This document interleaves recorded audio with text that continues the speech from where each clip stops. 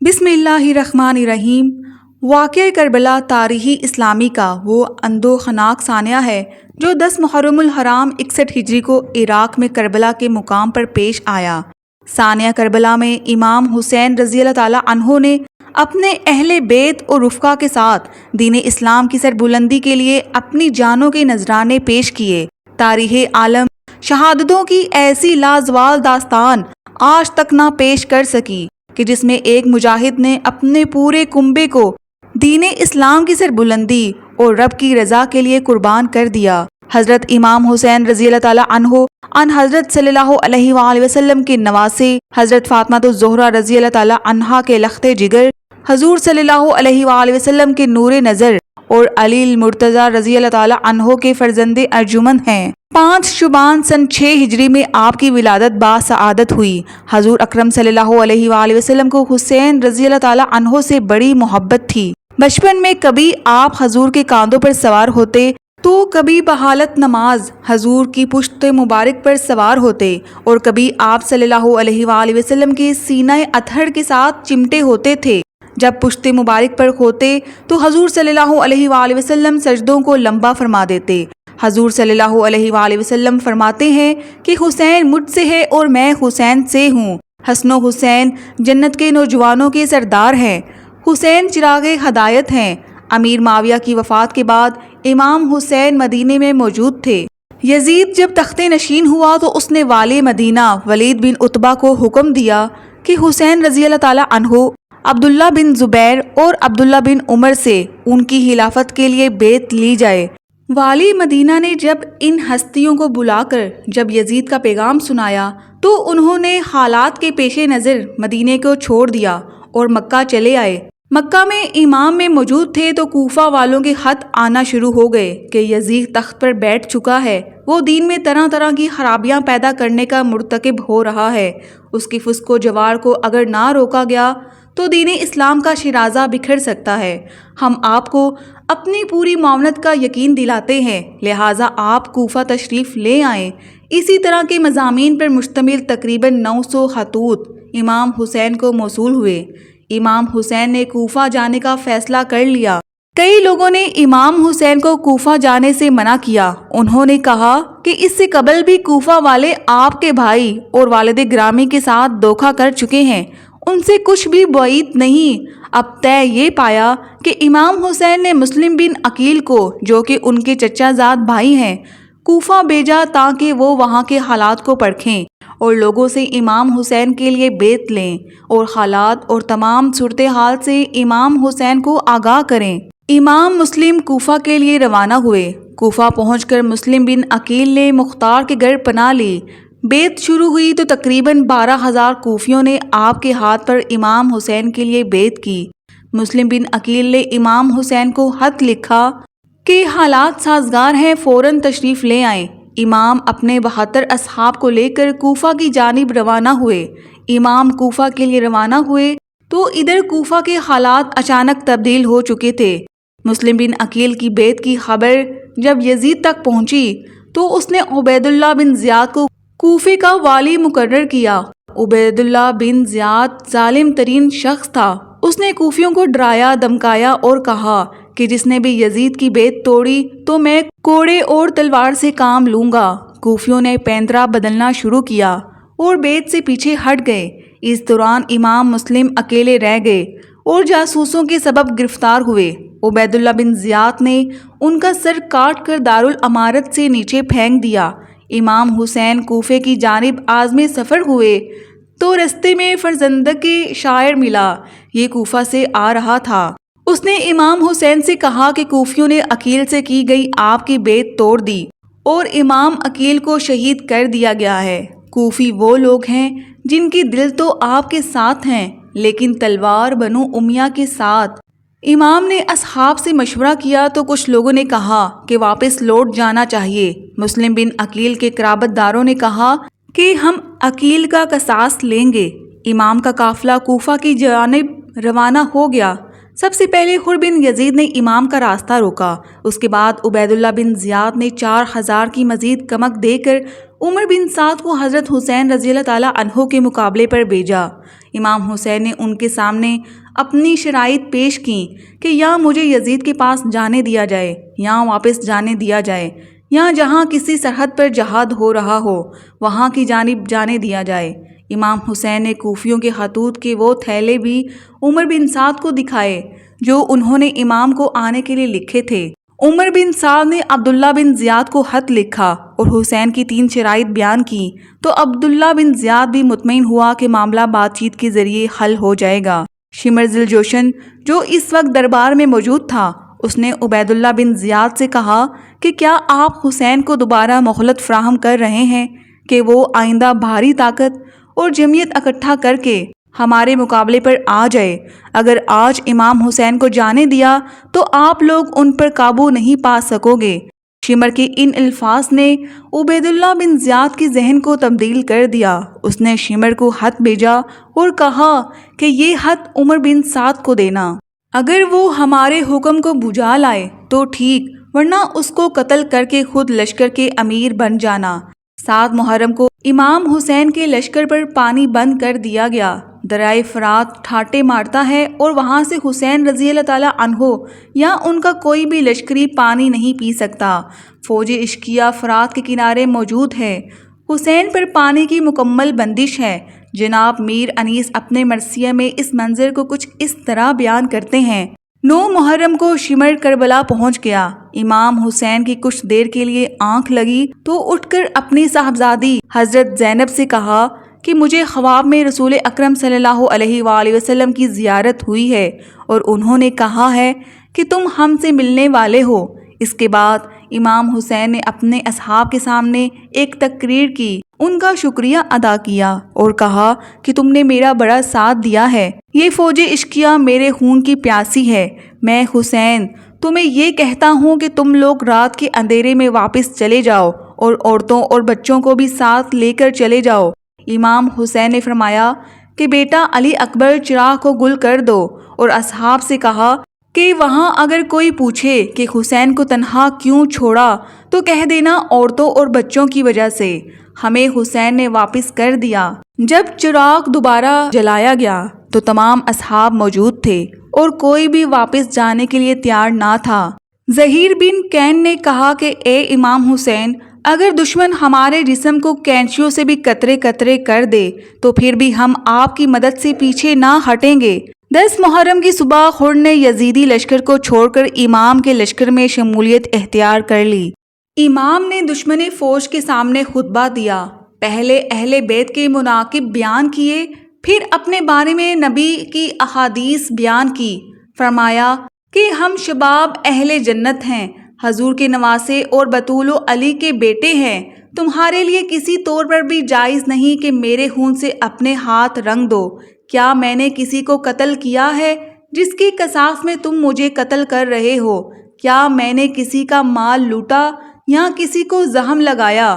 امام حسین نے ایک ایک کوفی کا نام لے کر پکارا اور کہا، اے فلاں بن فلاں، اے فلاں بن فلاں، اے فلاں بن فلاں، اے فلاں بن فلاں، کیا تم نے مجھے خط نہیں لکھے تھے؟ کیا مجھے آنے کا نہیں بولا تھا؟ یہ لوگ یزیدی فوج میں موجود تھے تو وہ لوگ مکر گئے۔ امام حسین رضی اللہ تعالیٰ عنہ نے وہ خطوط کے تھیلے عمر بن سعد اور شمر کو دکھائے جو ان کو لکھے گئے تھے، لیکن کیا کہیں کہ بدبختی اور لعنت فوج یزید کا مقدر ہو چکی تھی۔ اتنا سمجھانے کے باوجود بھی اقتدار اور زر کی خوص نے انہیں اندھا کر دیا تھا۔ کوفیوں نے ایک نہ سنی۔ فوج کے عہدیداروں کو یہ معلوم تھا کہ اگر یزید کو خبر ہو گئی کہ ہم نے امام حسین رضی اللہ تعالیٰ عنہ کو بلایا ہے تو وہ ہمیں قتل کر دے گا۔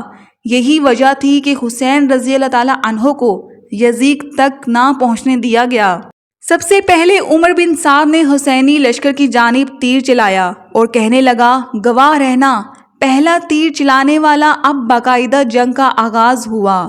امام حسین کے سپاہی ایک ایک کر کے اپنی بہادری اور شجاعت کے جوہر دکھاتے ہوئے جام شہادت نوش کر گئے۔ اہل بیت اطہار میں حضرت عباس کے بازو قلم کر دیے گئے۔ حضرت قاسم امام علی اکبر داد شجاعت دیتے ہوئے شہادت کے مرتبے پر فائز ہوئے۔ اون و محمد شہید ہوئے۔ پھر 6 ماہ کے امام علی اصغر کو حسین کے ہاتھوں پر خلق میں تیر مار کر شہید کر دیا گیا۔ 10 محرم کی شام پھیلنے لگی تھی۔ حسین کے ساتھیوں نے میدان کربلا میں بڑی بہادری اور شجاعت دکھائی۔ اب آخری باری حسین بن علی کی آئی۔ حسین میدان جنگ میں پہنچتے ہیں۔ علی کا شیر حیدری جب حضور کا امامہ اور پٹکا باندھے علی کی ذوالفقار لے کر میدان کربلا میں پہنچا اور ایک ایک کو بھیڑ بکریوں کی طرح کاٹنے لگا اور کہنے لگا، آؤ 3 دن کے بھوکے اور پیاسے کی جنگ دیکھو، علی کے فرزند کی جنگ دیکھو۔ دشمن کی فوج میدان چھوڑ کر گھر بھاگنے لگی۔ جب شمر نے یہ منظر دیکھا تو کہا کہ تم اکیلے اس کا مقابلہ نہیں کر سکتے، سارے مل کر یک بارگی حسین پر حملہ کر دو۔ میدان کربلا میں سینکڑوں نیزے، تلواریں، خنجر اور تیر حسین کی جانب بڑھے۔ حسین کو شہید کر دیا گیا۔ شمر نے خولی سے کہا کہ اس کا سر کاٹ لو۔ وہ آگے بڑھا تو اس کے ہاتھ کانپ گئے۔ پھر شکی سنان بن انس نے یہ کام انجام دیا۔ بعد از قتل کہ حسین کے سر کو نیزوں پر بلند کیا گیا اور لاش کو گھوڑوں سے روندا گیا۔ کربلا میں ایک قیامت برپا ہو گئی۔ خیام حسینی کو آگ لگا دی گئی۔ حسین کا سر جب یزید کے دربار میں پہنچا تو اس نے سر اقدس حسین کے ہونٹوں پر چھڑی ماری اور کہا کہ ہم کامیاب ہوئے۔ زید بن ارقم صحابی رسول جو اس موقع پر دربار میں موجود تھے، انہوں نے کہا، او بدبخت، چھڑی ہٹا لے، میں نے نبی کو دیکھا کہ وہ ان ہونٹوں کو چوما کرتے تھے۔ یزید کی بیوی ہندہ بنت عبداللہ نے جب یہ خبر سنی کہ یزید نے امام حسین کو شہید کر دیا ہے تو وہ دربار میں جا پہنچی اور یزید کو لعن طعن کرنے لگی۔ یزید نے پینترا بدلا اور کہنے لگا، خدا غارت کرے ابن زیاد کو کہ اس نے جلدی جلدی میں امام حسین کو قتل کر دیا۔ جب حضرت حسین رضی اللہ تعالیٰ عنہ کا کٹا سر لے کر ان کی بہن زینب مدینہ پہنچی، کربلا کے میدان میں حضرت حسین کا سر کاٹ کر دشمنوں کا لشکر اپنے بادشاہ یزید کے محل کی طرف چلا۔ محل میں ایک فوجی نے یزید کے سامنے حضرت حسین رضی اللہ تعالیٰ عنہ کا کٹا سر رکھ دیا۔ حضرت حسین کا کٹا سر دیکھ کر یزید بہت خوش ہوا اور پھر اس نے اپنے ہاتھ میں ایک چھڑی لے کر حضرت حسین کے سر پر ماری اور کہنے لگا کہ اے لوگو، دیکھ لو، جو بھی میری مخالفت کرے گا اس کا یہی انجام ہوگا۔ حضرت حسین رضی اللہ تعالیٰ عنہ کے سر کی ایسی بے حرمتی دیکھ کر دربار میں موجود ایک یہودی کہنے لگا، اے لوگو، میں حضرت داؤد علیہ السلام کی نسل سے ہوں اور 14 پشتوں کے بعد میرا نسب حضرت داؤد علیہ السلام سے ملتا ہے۔ تو اے لوگو، میرے اور حضرت داؤد علیہ السلام کے بیچ میں 14 پشتوں کا فاصلہ ہے، پھر بھی میری قوم کے لوگ میری بہت عزت کرتے ہیں، اور ایک تم لوگ ہو کہ اپنے ہی نبی کے نواسے کا سر کاٹ دیا اور آج دربار میں بیٹھ کر اس کے ساتھ ایسی بے حرمتی کر رہے ہو۔ تم کیسے اپنے نبی کے سچے عاشق ہو؟ حضرت حسین رضی اللہ تعالیٰ عنہ کی بہن حضرت زینب اپنے بھتیجے امام زین العابدین کو پکڑ کر روئے جا رہی تھیں اور اپنے بھائی حضرت حسین کے کٹے سر کی بے حرمتی دیکھ کر اللہ سے فریاد کر رہی تھیں کہ تبھی یزید نے حضرت زین العابدین سے کہا کہ تم نے دیکھ لیا نا، تیرے باپ نے میری مخالفت کی تو اللہ نے اس کا کیسا انجام کیا۔ اس پر حضرت زین العابدین نے قرآن کی ایک آیت پڑھ کر جواب دیا کہ اے یزید، دنیا میں جو کچھ بھی ہوتا ہے سب میرے اللہ کے حکم سے ہوتا ہے۔ تو یزید نے جواب دیا کہ یہ سب کچھ تم لوگوں کے ہی کرتوتوں کی وجہ سے ہوا ہے۔ اور پھر یزید نے حضرت زینب کے ہاتھ میں ان کے بھائی حضرت حسین کا سر رکھتے ہوئے کہا کہ اب تم لوگ عزت کے ساتھ اپنے گھر مدینہ جا سکتے ہو۔ اور پھر حضرت زینب روتی ہوئی اپنے گھر والوں کے ساتھ مدینہ کی طرف چل پڑیں۔ حضرت زینب سارے راستے بھر اپنے بھائی حضرت حسین کا کٹا سر دیکھ دیکھ کر روتی جا رہی تھیں۔ آخر یہ لوٹا ہوا قافلہ کئی دنوں کے سفر کے بعد مدینہ پہنچا۔ جب لوگوں کو خبر ہوئی کہ دشمنوں نے حضرت حسین رضی اللہ تعالیٰ عنہ کا سر کاٹ دیا ہے تو لوگوں میں کہرام مچ گیا اور ہر گھر سے رونے کی آوازیں آنے لگیں۔ سارے مدینے کے لوگ سمٹ کر حضرت زینب کے پاس پہنچے۔ حضرت زینب بہت خاموش تھیں، کسی سے بات نہیں کر رہی تھیں۔ حضرت حسین کا کٹا سر ان کے ہاتھوں میں تھا اور آنکھوں سے آنسو جاری تھے۔ اچانک حضرت زینب اپنے بھائی حسین کا کٹا سر لے کر اپنے نانا حضور صلی اللہ علیہ وآلہ وسلم کی قبر کی طرف چل پڑیں۔ جب حضرت زینب حضور صلی اللہ علیہ وآلہ وسلم کی قبر پر پہنچی تو آنکھوں سے بے اختیار آنسو بہنے لگے، اور پھر انہوں نے حضور صلی اللہ علیہ وآلہ وسلم کی قبر کے پاس حضرت حسین کا کٹا سر رکھتے ہوئے ایسے الفاظ کہے کہ جنہیں سن کر سارے مدینہ والے رونے لگے۔ حضرت زینب نے حضور صلی اللہ علیہ وآلہ وسلم کی قبر کے سامنے کھڑے ہو کر کہا کہ اے میرے نانا جان، کاش کہ آپ زندہ ہوتے تو دیکھ لیتے کہ دشمنوں نے آپ کے پیارے حسین کا کیا حال کیا ہے۔ اسے قتل کر دیا اور اس کے جسم پر گھوڑے دھرا دیے، اور جب اس سے بھی دل نہ بڑھا تو دشمنوں نے آپ کے پیارے حسین کا سر ہی کاٹ دیا۔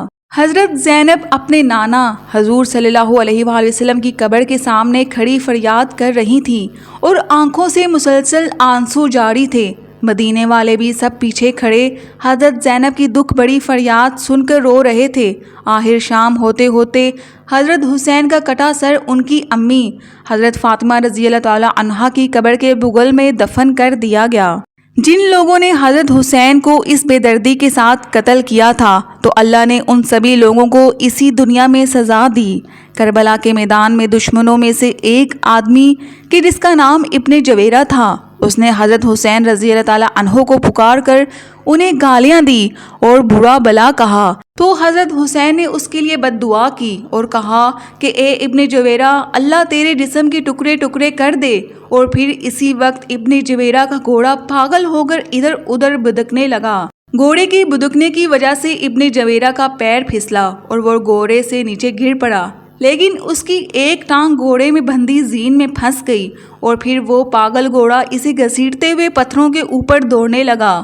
وہ گھوڑا ابن جویرہ کو گھسیٹتا ہوا اتنی تیزی سے دوڑ رہا تھا کہ پتھروں کی چوٹ سے ابن جویرہ کا جسم کٹ کٹ کر گرنے لگا، اور آخر اس کا سارا جسم کٹ کر ختم ہو گیا۔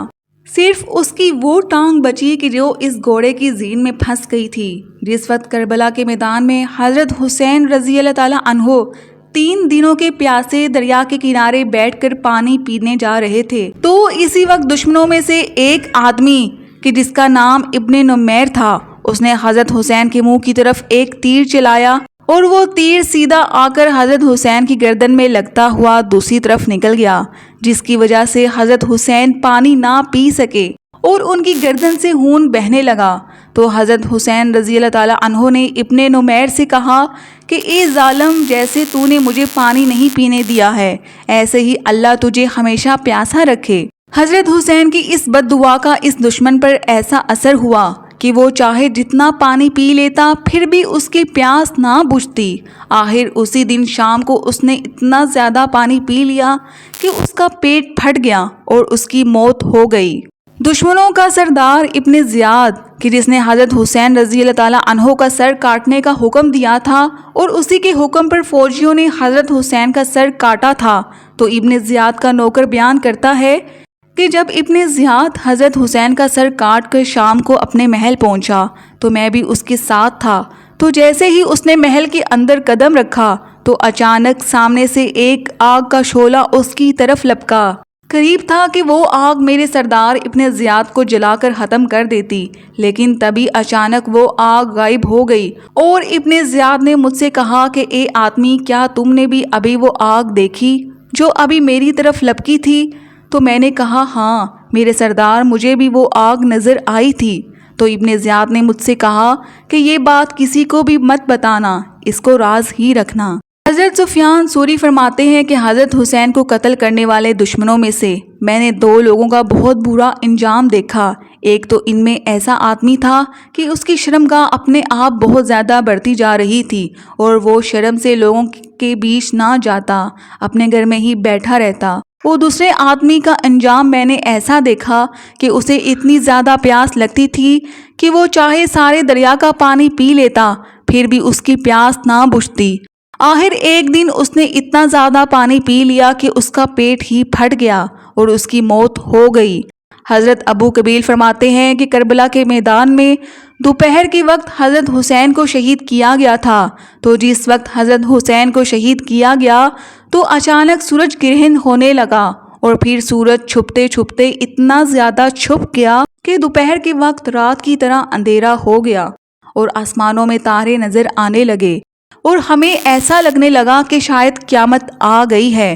امام زہری فرماتے ہیں کہ جس دن حضرت حسین کو شہید کیا گیا تو اس دن بیت المقدس میں جو بھی کنکر یا پتھر اٹھایا جاتا تو اس کے نیچے تازہ خون ملتا تھا، اور پھر 3 دنوں تک آسمان ایسا لال پڑ گیا کہ ہمیں ڈر لگنے لگا کہ شاید اب قیامت قائم ہو جائے گی۔ اللہ پاک ہمیں دین کی مکمل سمجھ نصیب فرمائے، ہمیں اہل بیت سے سچی محبت عطا فرمائے اور ہمارا خاتمہ ایمان پر فرمائے، آمین۔ ناظرین، امید کرتی ہوں آپ کو آج کی میری ویڈیو پسند آئی ہوگی۔ اگر ویڈیو اچھی لگی ہے تو ویڈیو کو لائک کریں اور میرے چینل کو سبسکرائب کریں۔ ملتے ہیں نیکسٹ ویڈیو میں، تب تک کے لیے اجازت دیجیے، اللہ حافظ۔